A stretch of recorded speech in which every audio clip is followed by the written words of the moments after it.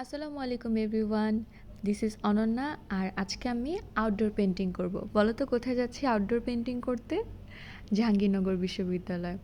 এই বিশ্ববিদ্যালয়টায় যাওয়ার আমার খুব খুব খুবই ইচ্ছে ছিল, বাট কখনো যাওয়া হয়ে ওঠেনি। আর এইবার গিয়েছিলাম আমার ছোটো বোনের পরীক্ষার থ্রুতে।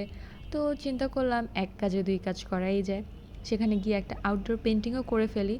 জাহাঙ্গীরনগর বিশ্ববিদ্যালয়ের শহীদ মিনারটা আমার কাছে খুবই ভালো লাগে, এটার ডিজাইনটা। তাই আমি ভাবলাম এটার পেন্টিং করা যাক। আর এই পেন্টিংটা কিন্তু আমার একদিনে শেষ হয়নি, এই পেন্টিংটা আমি 2 দিন ধরে কমপ্লিট করেছি।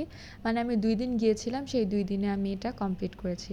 এই পেন্টিংটা করার সময় আমি তেমন কোনো ক্লিপস নিইনি।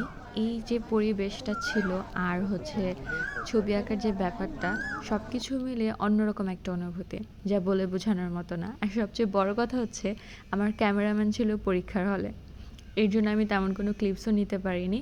আর এই আর্ট ব্লগটা আমার কাছে মনে হচ্ছিল ডেইলি ব্লগ। যাই হোক, তারপরে কেমন লেগেছে তোমাদের জানিও। Thanks for watching.